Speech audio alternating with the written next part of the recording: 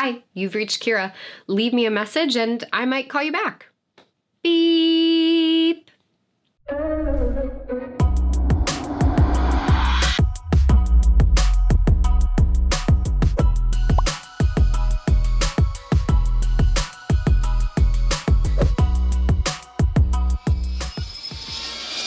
Hey everyone, how's it going? I'm Kira Wackett. Thanks for joining me for another video as we work to empower and equip you with the confidence and skills to write your own story so that you can live your life on purpose.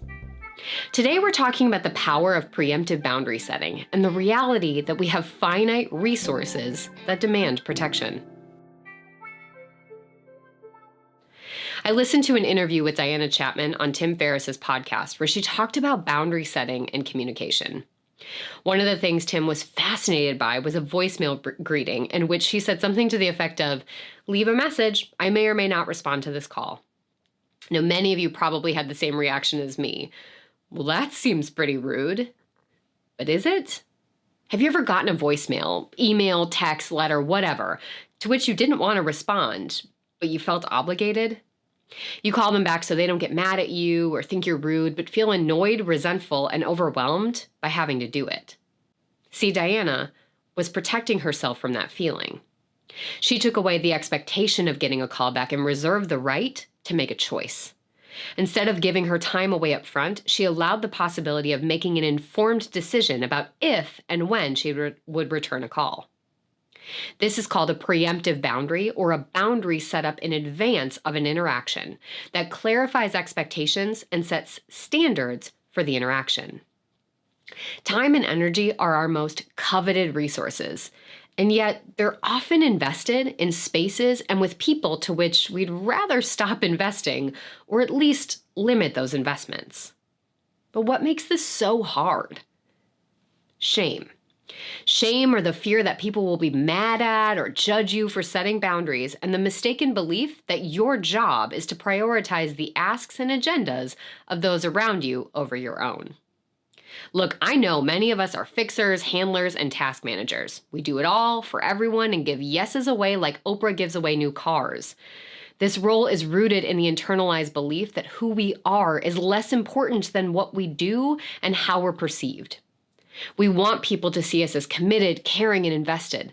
We don't want that to be the cause of someone else's distress. And over time, we convince ourselves that our needs are less important and that setting boundaries isn't only unnecessary, but hurtful and harmful to others. But the cost is that we're overextended and burnt out. We've eroded our boundaries at any sign of pushback and internalized a belief that self-care, boundaries, and nourishment are luxuries that we can live without. We exist in a place of scarcity, feeling like we'll never have enough time, we're always drained, we're worried about money, while continuing to invest in time and energy in places that deplete rather than replenish us. We anchor our self-worth on how others perceive us and become paralyzed by the fear of letting others down or disappointing them. So what can we do? We need to accept what isn't our responsibility and what's out of our control. This process is called radical acceptance and is about focusing on what is yours and not holding on to what's not. So a few things that aren't yours to hold on to. It's not your job to manage everyone else's feelings. You can't be working harder for someone else's life than they're willing to work for their own, or you're willing to work for yours. 2, it isn't your job to be available whenever someone else needs you. I often joke about this with my mom, as she always feels bad if she misses us trying to FaceTime so she can say hi to my daughter, Everly. I remind her that she didn't do anything wrong by living her life, and that would be unreasonable for me to expect she's free at any moment I call her unless we schedule it in advance. 3rd, you can't control how others will respond to your boundaries, nor are you responsible for it. They have a right to be upset, disappointed, hurt, angry, whatever, if you're unable to do or be everything that they want or need. That doesn't mean it's your job to make it better. Once you've practiced this form of radical acceptance, we need to move into action and set expectations up front. Too often, we wait to set boundaries until it's too late. Think about it. Would you rather know up front someone only has 5 minutes to talk, or wait until you start unloading all of your pain and frustration and have them tell you that they have to go? Let people know in advance what you can or are willing to give. If you only have 10 minutes, tell them. If you're unable to do X, tell them. Emotional investment is directly correlated with the length and depth of an interaction. So by setting boundaries at the beginning, you're eliminating the possibility for your or others' emotions to dictate setting and upholding boundaries. From here, we need to give ourselves the space to decide how we want to respond. So similar to this voicemail message, reserve the option to respond how best serves you.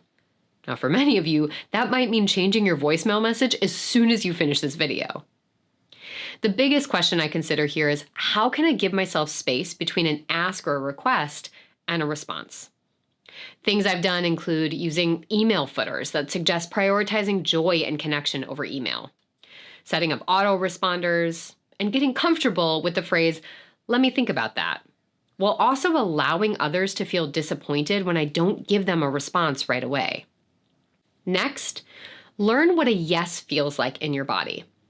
So in the same interview, Diana talked about the notion of uncovering a full body yes. The point in this exercise is to get clear on how our body responds to requests for time, money, and energy. So what does a yes feel like in your body? A no?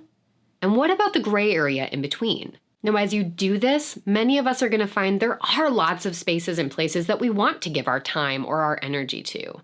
The answer here is to learn, how can we give, but not give more than we take back? So we need to learn how to get clear on where our yeses are coming from.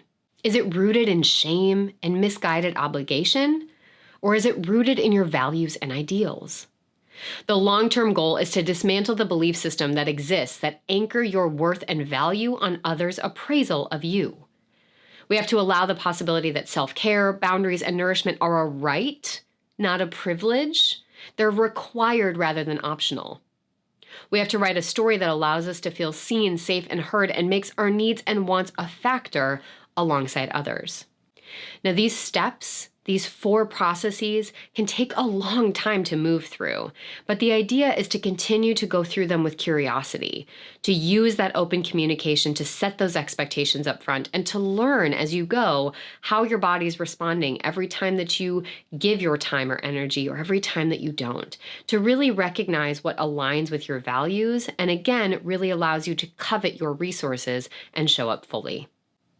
So as we wrap for today, I want you to let us know what's sitting with you. What reactions do you have as you think about this? And what are you taking with you from this video? Be sure to check out the show notes for links to the resources I mentioned throughout this video and a few others to help you in the process of moving through shame and setting the boundaries you need, want, and deserve. If you haven't joined the AR Insider yet, be sure to click a link in the notes and get yourself on the list to get exclusive content and discounts I don't share anywhere else, and stay in the know on all of the new content and projects I'm working on. And if you like what you're hearing, give me a thumbs up, share the video with someone else who could benefit from it, and of course, hit that subscribe button to stay in the know on all the new content that comes out. Thank you so much for being here with me today. I truly love the opportunity to be with you all on your quest to take back the pen and author your own lives. See you next time.